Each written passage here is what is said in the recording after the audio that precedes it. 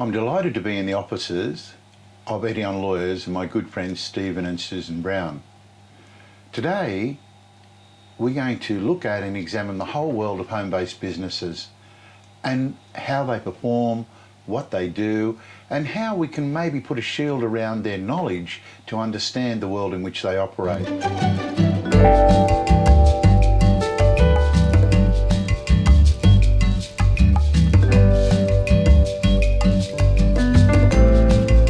Good morning, Steve. Morning, Jim. Always a pleasure. Thank you for being here on behalf of Home-Based Business Council of Australia, of which, if I can say, you are our company secretary and our legal support, and we thank you so much for what you do for so many businesses, but particularly for home-based businesses today. Well, it's Home-Based Business Council is a very worthwhile organisation to be involved with. It gives a voice to people with home-based businesses who can feel very isolated, especially in these COVID-19 times when you're even more required to be socially distancing yourself. So it's a way in which people can communicate with one another and get some support. And when there's an issue, hopefully we can get enough groundswell to represent the home-based businesses' issues for government, be it local, state or federal. It's very hard to get an exact figure, but we estimate that there's something around 1 million people who work from home as a business in some form, part-time, full-time, contractual, or as a contractor and so on. So it's a very big sector of the micro, small business in Australia. Yep, very much so. And that leads me to start asking you questions and get some really wonderful information concerning home-based businesses, people who actually do that themselves. Yep. Let's work through the challenges and the legal issues and a whole range of other things in many areas. I'll start with you, Steve, in the sense of what do you think is some of the critical issues? The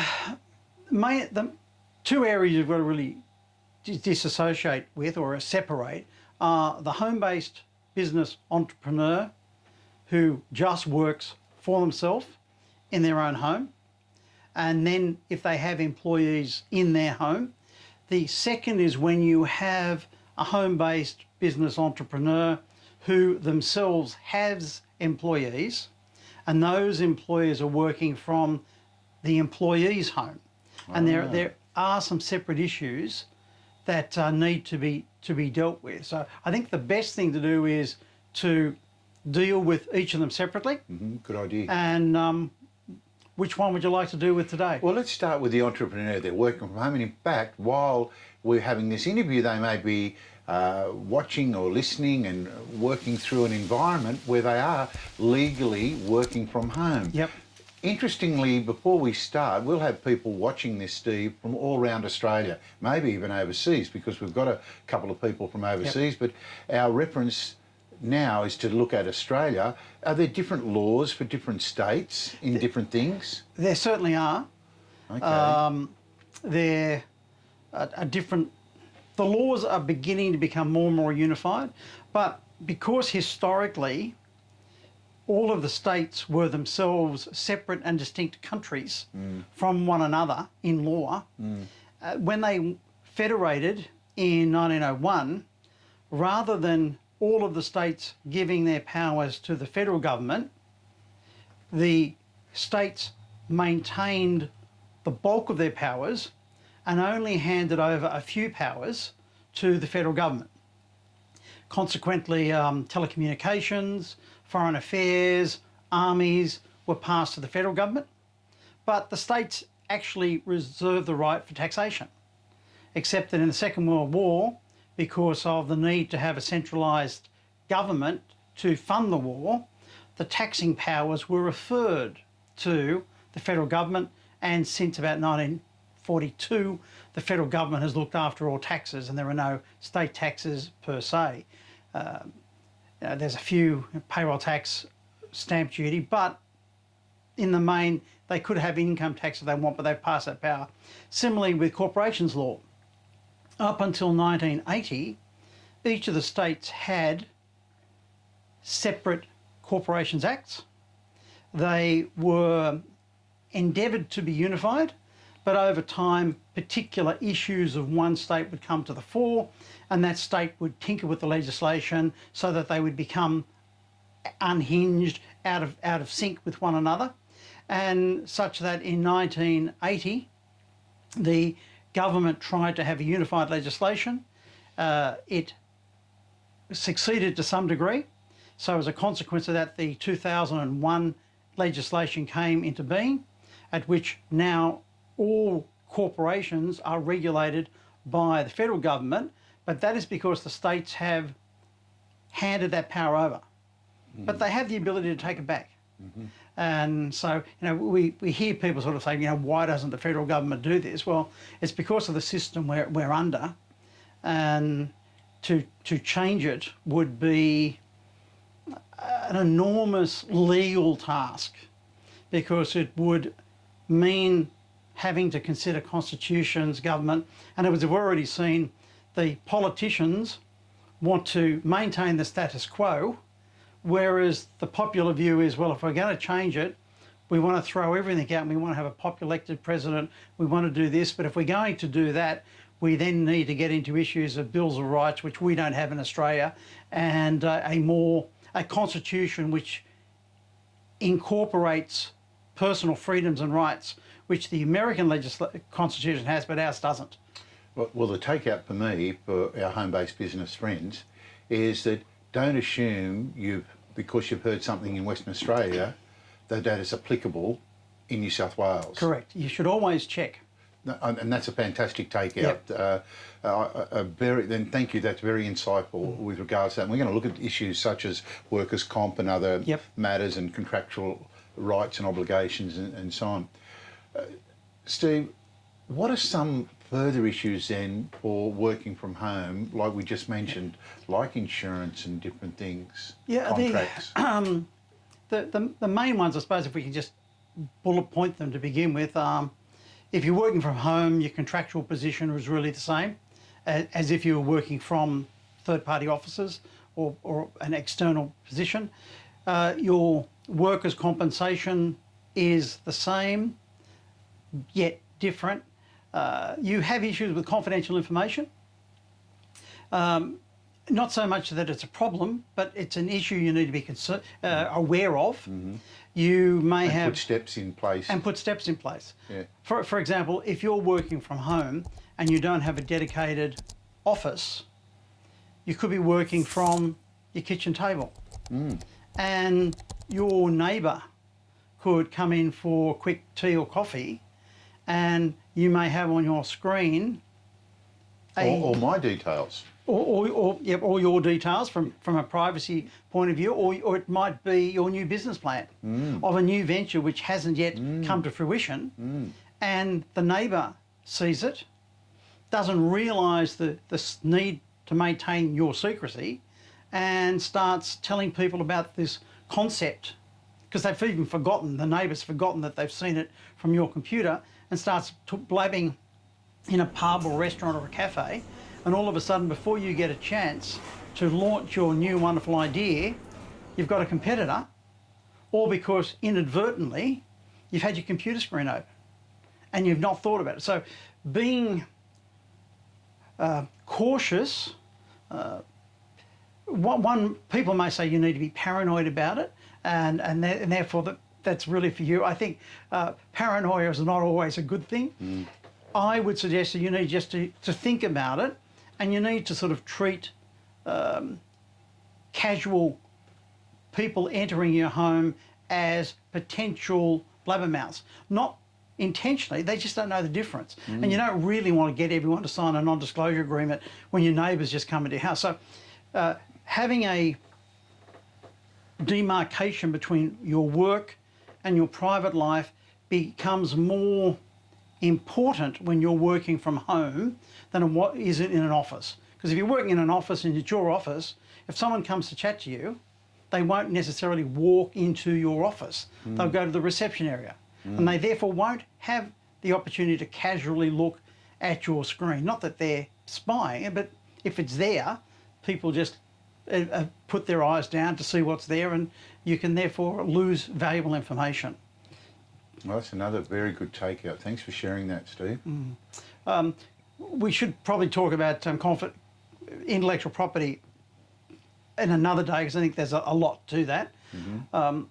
But if you're an entrepreneur working from home, if you're structured as a company, then you'll need to have workers' compensation, and therefore you'll be covered by your workers' compensation cover. And can you let our listeners know, I mean, it's just me, I'm just working from home, I've got a company structure, but do I really need to have workers' comp? If you've got a company, you must. It's compulsory, is it? It is compulsory for workers' compensation, Right. for an employer to have their employees covered.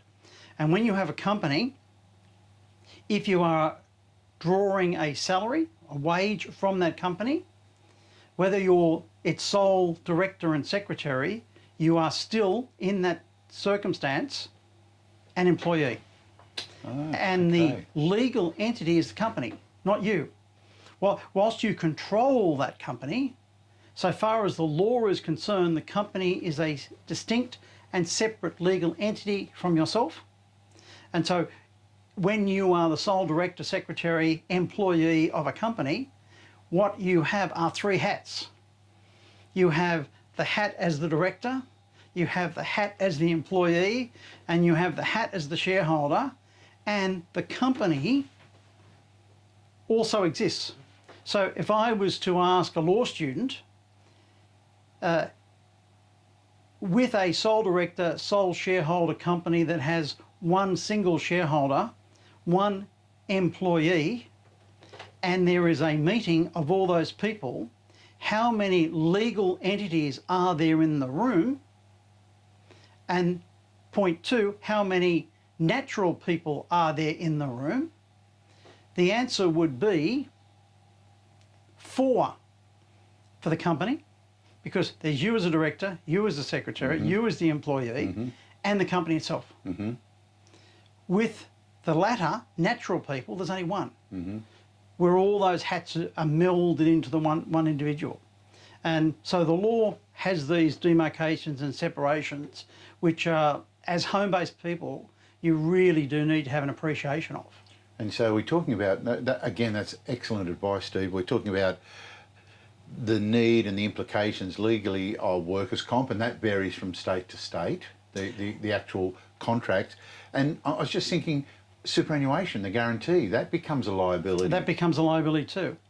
And that's why a lot of accountants will advise you for asset protection reasons, and good to have a company. However, you need to trade that off with, if you're in a startup phase, having a company puts a burden on you for superannuation, it puts a burden on you for workers' comp.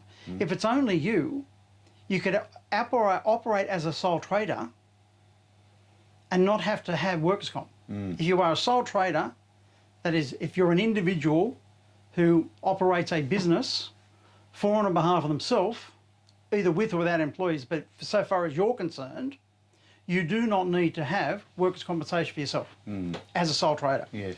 And that can be an enormous saving. It also means that you can not have to worry about the superannuation guarantee levy. It means that you can be on a cash basis as opposed to an accruals basis. Now the difference is the taxation laws that if I render an invoice for $50,000 and I render that invoice as a company on the 25th of June, as at the 30th of June, that is deemed to be income for the company, even though I haven't received payment yet. I might not receive payment till 30th of July. If I'm a sole trader, I can issue that invoice on the 25th of June, but if I haven't received the cash on the 30th of June, I don't have to account for it in my tax. And so rather than having the company as your asset protection, home-based businesses may be better off structuring such that their spouse owns assets and you just run the business. So that your asset protection comes not from a company structure, but comes from a trust or some other arrangement that you have with your spouse. And therefore, with the sole trader, for example, they would look at perhaps getting income protection or those types of things to do that. Steve, that's excellent advice again, because what I'm hearing you say to our listeners is really sit down and think about this. Is what we're talking about is of a general nature. It's not specific to anyone, but it's general for them to really tease out those issues about their business and to make an informed decision. Yes. When you go and talk to your advisors, ask them and say, okay, you're recommending this, I accept that, and it may be the right way, but is there another way of doing it? And what are the pros and the cons? Yes, yes. You know, you're running a business, you need to understand what are the benefits and detriments of something, and consequently making a decision that suits you is what it's all about. I find that a lot of accountants, I'm not trying to dump on accountants because I'm not, they will put people into structures, and especially small home-based, but you don't need a complicated structure. No. Because getting out of those structures, whilst you may not get out of it, if you die whilst the structure's in place, it can be a nightmare. I'm seeing people in a couple of nights, and their accountant put them into a structure where the business was run by a unit trust. The unit trust then had an interest in a discretionary trust, where the discretionary trust bought property for business owners, and now one of the business owners has died. They paid out the estate, but there's no record of that happening. Another business owner can't be found, and they had 5 and 10%. So what do we do with the trust? Do we sell it up? Do we put the money then into unclaimed monies? Do they take the money and run, and then deal with the problem if someone ever challenges them? These problems now are there, and these are people that have become elderly. Their business is on a wind down phase, and it's just become a nightmare for them. And the legal fees so far, and the worst part with it, the legal fees, they've seen me on 3 occasions, and we sort of give them the same advice, and they say, yes, we want to do it, and then they balk at it, and we have to start from scratch again. And so the costs for these people keeps adding up, but they're not getting any benefit. Yes, for no benefit. That leads me now then, let's say I'm an entrepreneur, I'm working from home, and some people came to our place to have an interview. What about the role of public liability? Does that have any place? It certainly does. You do need to talk to your advisors on this. Yes. So again, to reiterate your point, we're not giving anyone any advice here. This is just for information. But most people will, as a part of their home cover, have some degree of public liability insurance. Depending upon the cover, you need to ascertain whether the cover will cover you for a home business or whether business operations are excluded. Because so look at the exclusions. Look at the exclusions. Right. Because if they are excluded, you may think you've got cover when you don't. And therefore, if a person, a client, comes into your home and you were to, well, let's take this example. Let's say you were running a hairdressing salon from your home, and you walk in and you haven't swept the floor. There's some hair from a previous client. The new client comes in, slips on the hair and fractures their hip. Now, if your insurance covers you, you'll be fine. However, if your insurance finds out that this arose, the incident arose from you conducting a business, my experience is that insurers will rely upon any exclusion that they can, and therefore they will jump on it and endeavour to exclude you. And then you will have to spend time, money and effort trying to overturn that exclusion, if you can, and or you'll be faced with the penalties or paying compensation to the client directly yourself out of your own pocket. That's amazing. I'm delighted to be sitting in the offices of Etienne Lawyers with Steve Brown and Suzanne Brown, and we're looking at all the issues that you need to consider, or a number of key issues you need to consider with working from home or the home-based business in which you operate. This has been most entertaining in terms of making people aware, and it's really the questions as distinct from the answers, isn't it, about Yes. your business, and it's your business. That's Yep. what we want our listeners to know. And one of the things we started out with about licenses,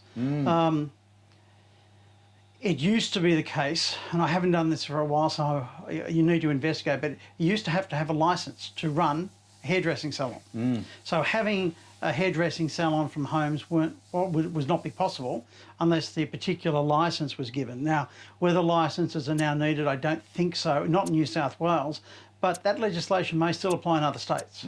So running a motor mechanics business, some of those may need licenses. For example, you can't store spare tyres without having a licence. So if you're running a motor mechanic business and you're changing people's tyres and you've got a store of tyres there, because of the inflammable nature of tyres when they're stored, there are work health safety issues and public order issues, you just can't store them. So being aware of those particular aspects is quite important. So investigating what it is that you need to do. There are some great sites. There's the Australian Licensing Bureau, which is free, and you can go on that site, tell the site what type of business you're running, even your location, and it will give you all the information you need, even with employees, tax, GST, licensing and the like, whether you need for a trademark. For example, signage. If you're running a business from home, then if it's your own home and there are no employees, then most councils will allow you to operate from your home. Once you start having employees, or the likelihood of numerous people taking up road space, then you may need a development application. You certainly are not allowed to put a sign out without a development application. People often do, but the council certainly could come along if they wanted to and tell you to take your sign down. So again, just moving forward and summarising, you need to have conversation and look at what the council regulations are with your business in that area. Is that really? Yep. What I would do is I'd work out what business I want to run, and I'd say, work out how you want to run it, and then ask everything you want to do. You should be asking yourself the question, can I work from home? If I can work from home, what, if any, requirements do I need to meet to do so? Do I have insurance? The answer may be yes. The next question is, will that insurance cover me for events? As lawyers, our roles are to consider the what ifs. You know, what if this? And if you're working from home, then what you need to do is you don't want to spend the time and often the money with expensive advisors. So ask yourself the what if. Don't put your head in the sand and be the ostrich not looking and seeing the steamroller coming. You are better off to raise your head up high and say, okay, what if, and take the appropriate steps. Business is all about taking a risk for an expected return. And if you don't know what the risks are, then you may be overestimating your expected return. And the particular expectation of your return may not warrant the risk you're taking. Well, I think that's a really good point to finish on this session. On behalf of Home-Based Business Council of Australia, Stephen, thank you so much for sharing with us your knowledge and experience with regards to a whole range of areas that businesses need to concern themselves with. Today, as always, it's of a general nature, nothing is specific, and do not rely on our information. We ask you to go and further investigate with your advisors. Thanks for joining us today. Thanks, Jim. Look forward to the next time.